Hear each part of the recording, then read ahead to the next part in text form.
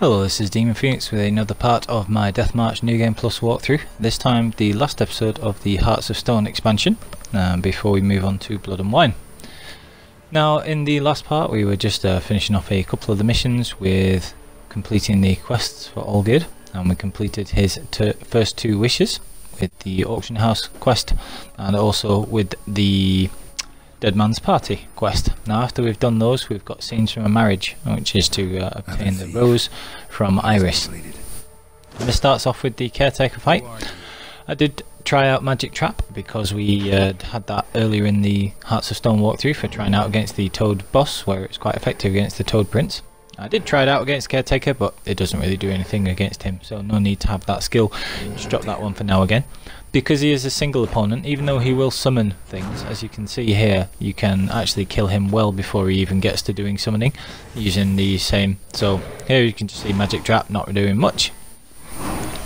Doesn't even stun him really, so you don't want to get hit by this guy if at all possible, not because he does any damage. As long as you have Relic Oil, he doesn't really do any damage at all, but because he will knock you back, and everything he hits you, even if he doesn't do much damage to you, he gets a lot of health back. So we have a Battle Frenzy instead of Killing Spree, because for the most part he is a single opponent. Quickly get your critical hit rate up, and also with the charges on Arendite you can do crits anyway, so not 100% necessary to have Battle Frenzy. Actually you can just leave it if needed, because you're using Arendite, and when it gets 10 charges it'll do crits anyway. And as you can see, he goes down horrendously quickly there and doesn't put up much of a fight.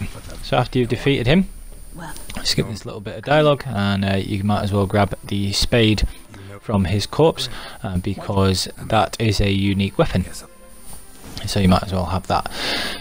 It's a good little thing to have, a good little weapon to have, but unfortunately it doesn't, because it's not a sword, it won't let you actually add slots to it or to apply enchantments or runes, so not particularly useful, but you know, you could have fun with it for like a themed build or anything like that. So continuing on Deathmarch, the next major fight that you have here is versus the Wraith, the Wraith that guards the painting. And just like on the regular playthrough, even if you're on Deathmarch, whilst this can sometimes be a very challenging fight, it's not so bad at all if you're using the correct gear. So we've got the Viper armour. It's still the regular Viper armour, not the legendary version, because the legendary version, A, for me would be need to be level 100, and B, is so much heavier that it might as well, because it's the resistances that matter, not the armour rating, might as well just still carry the regular Viper armour. So I've got the Viper armour and whatever the Viper armour and whatever the medium set of Grandmaster trousers you have. That will pile up your elemental resistance again. As you can see here, Magic Trap is actually useful, so in this particular fight, if you did have it for the Toad Prince, you could re-equip it here. It is useful because it will stun her and stop you having to cast, you know, new traps and everything else.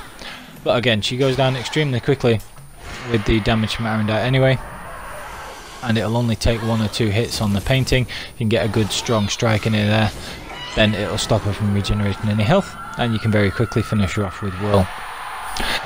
And just after this, there's a couple of things that you, when you find Iris's body, there's a couple of things in this room that you might want to grab. Lovely couple.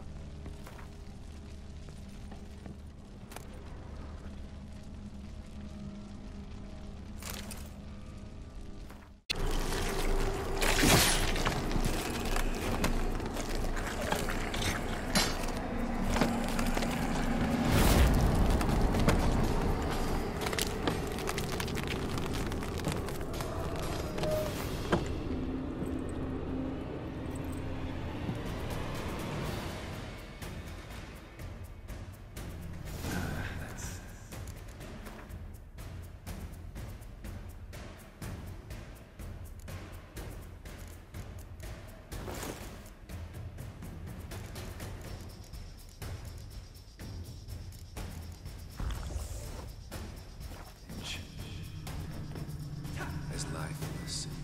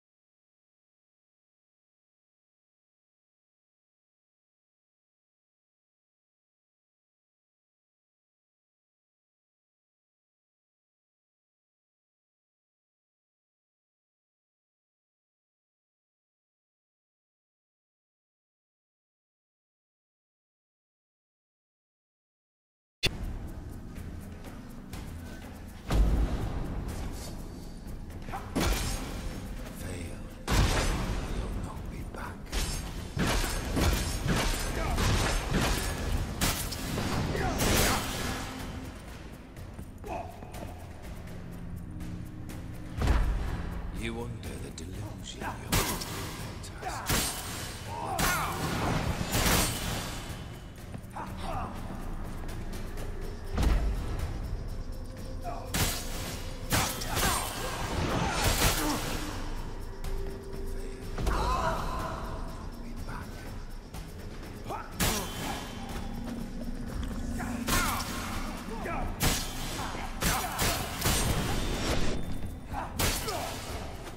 You under the delusion you're complete.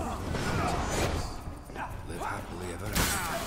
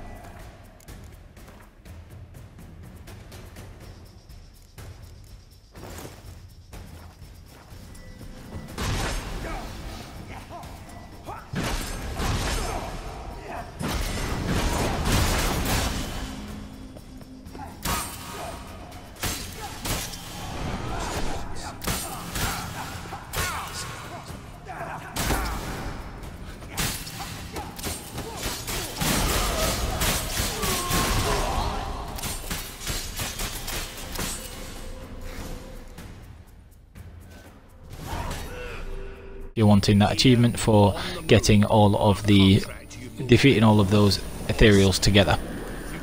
Now this part, you may remember that in my Deathmarch regular game walkthrough I had a full breakdown of all of the prizes that you can get from Olgierd if you choose to let him take Olgierd, from Gaunter if you let him take Olgierd's soul. But in a New Game Plus playthrough I really don't want any of the other rewards. I've already got the Comparison of Lament's saddle, which I kept from my first playthrough. I have no need for food, especially not the rubbish healing that the food from the infinite food actually does. And I don't need infinite alcohol because I've got tons of that and I'm already almost level 100, so it's not like I need to abuse level up glitch with the Monster's Nest or anything like that. So in New Game Plus I will always save Olgierd. I want the Viper Venomous Silver Sword, and the only place you can get it is from this world. Plus, if I have a choice, I'd probably just save Olgierd anyway, because as many as the bad things that he's done, it's not a patch on Gaunter, is it really? Is it really? No. So, in this particular part, we just run forward straight away, take out the foglets there, and you want to cross the bridge. And what we're looking for is the part on the far left, the plinth that has the Venomous Viper, Legendary Venomous Viper Silver Sword, that's a mouthful, and get it there. So you go under this bridge, and then you bear left, you can see it in the distance there, that light. Now after you've collected this sword, you can see in the far distance, you just got a glimpse of it there, there's a massive house on the far right of the area, sort of like the furthest back right area. And then after you've grabbed this, the Legendary Venomous Viper Steel Sword, then you just want to make your way to that house. There's nothing else really worth here grabbing, you shouldn't need any money or anything like that, so you don't have to go out of your way to get the gold. Just make sure you avoid the bit where it tries to trick you into rescuing, in inverted commas, Shani, because obviously that's all a trick. So you can see there the Legendary Viper Venomous Silver Sword, really good sword, and another nice option there with the Venomous Viper Silver Sword. So then you continue and you just need to find this place here, so you head to the house, as I said, on the far right of the map, and you'll be able to go into the house, and when you try and reveal the mirrors to defeat Odin, he will smash all the mirrors because he's sneaky, even though he doesn't outright lie. We know what he's like with his wordplay and everything else. So you can add on the wall, shatter the wall at the back of this fountain, and the water will come in, and that will allow you to defeat Odin and save Olgierd. So that's definitely worth doing, and it's interesting because we've got the sword there, and that is a useful little bit there. You get the silver sword and you rescue Olgierd, and because you've actually rescued him, you also get Iris, which is a unique steel sword, and has its own properties where it can do extra damage as well. So it's a pretty good little sword, and because those two swords are unique and I don't really need any of the actual because I don't actually need any of the rewards from going to Odin, I will always be choosing to rescue Olgerd and get those swords in New Game Plus. So that was Hearts of Stone, which obviously is an absolutely fantastic expansion, and adding on to an already wonderful game. Thank you. And I hope you enjoyed those parts of the walkthrough and you found them useful to defeat some of the tricky boss enemies that they added in this particular expansion. Now, just a quick word, you may have seen that I've already started something else. If I've uploaded that already, I'm not sure when I'm going to be uploading episode 1 of that. I'm going to take a smallish break from Witcher. I've been playing it solidly for about 18 months, and with the Uber build there's not a lot that's challenging in Blood and Wine either. It just makes everything pretty straightforward.